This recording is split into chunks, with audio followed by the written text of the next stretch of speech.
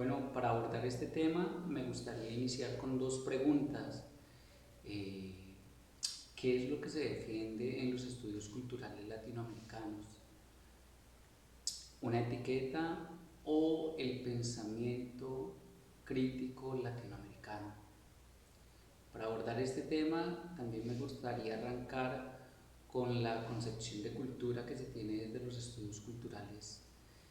Recordemos que cuando hablamos de cultura estamos hablando de un entramado de relaciones que definen nuestra experiencia vivida en el mundo y desde donde nos posicionamos y desde donde abordamos la realidad. Hablar de cultura en los estudios culturales es pensar también en el entramado de relaciones de poder que se tejen allí desde una historia, desde un contexto cultural, social, político y económico de manera particular. Partiendo desde esta concepción de cultura, se puede ver en la diversidad de países de Latinoamérica un entramado de experiencias históricas, sociales, políticas, que solo se viven desde esta parte del mundo. Y eso ya hace que esto tenga una radical heterogeneidad. Para responder a la pregunta si ya se hacían estudios culturales aquí mucho antes de que llegara esta etiqueta, me apoyo en Jesús Martín Barbero como un referente intelectual. Barbero afirma que en América Latina ya se hacían estudios culturales, no bajo esta etiqueta, sino como un ejercicio de pensamiento crítico y situado, que nace desde la organización social y desde los movimientos sociales. Ya entendiéndolo así, esta visión desenmarca los estudios culturales latinoamericanos de la etiqueta de Birmingham.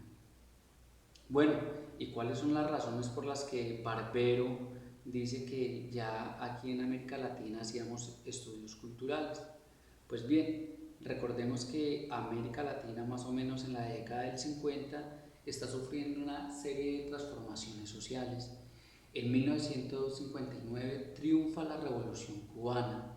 Con el triunfo de la Revolución Cubana pues tuvo todo un impacto en América Latina y aquí en Colombia eso pues tuvo su incidencia y en la década de los 60 comienzan a formarse las guerrillas. ¿Sí? Una formación de guerrillas como una organización político y militar. Allí podemos recordar que se formó el EPL, el ELN, las FARC. Y bueno, esta conformación de guerrillas, pues vemos involucrados allí a varios intelectuales.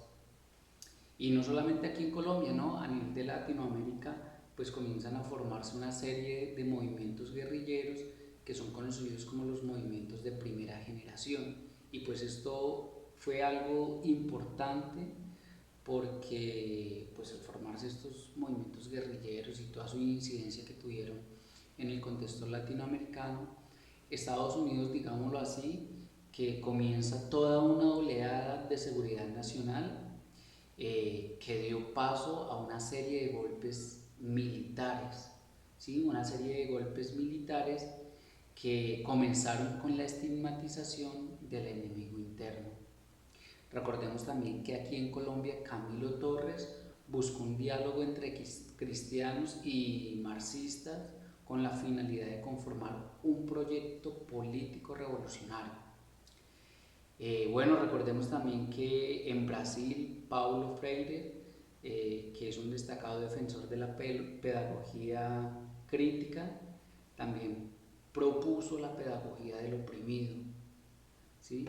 Esta serie de situaciones que podemos enmarcar en el contexto latinoamericano, pues se abordaron y desde la forma como los abordó Jesús Martín Barbero y otros intelectuales como Paulo Freire y bueno, y otros que están allí, yo puedo decir que ya se estaban haciendo estudios culturales aquí en América Latina, ¿sí? Como lo digo, no bajo esta etiqueta, pero sí ya había una tradición de pensamiento crítico y real, contextualizado, ¿sí?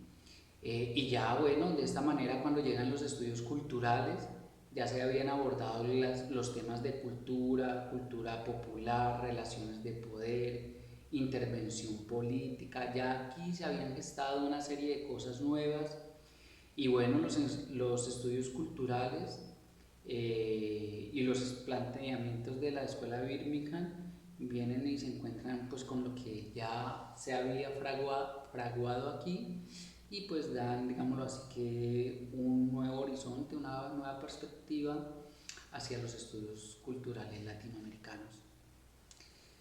Bueno, eso es un poco enmarcado en esta época, pero antes de cerrar un poco este tema, sí me gustaría traer a colación un personaje que es de esta época y que siempre me ha llamado la atención y pienso que su pensamiento, su forma de investigar, su forma de intervenir la realidad está muy relacionado con los estudios culturales.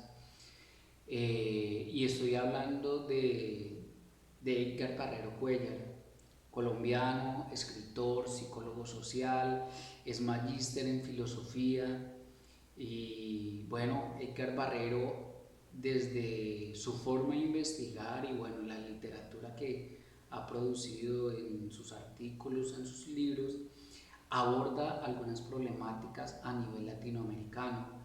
¿Sí? Nosotros podemos encontrar allí la guerra psicológica, la psicología de la liberación, la estética de lo atroz aquí en Colombia, la psicología social del autoritarismo y el rescate del pensamiento psicológico latinoamericano. Pienso que en estos momentos Edgar Barrero Cuellar, desde esta visión que tiene y pues desde la articulación que hace desde las áreas de conocimiento, también hace un aporte a los estudios culturales latinoamericanos.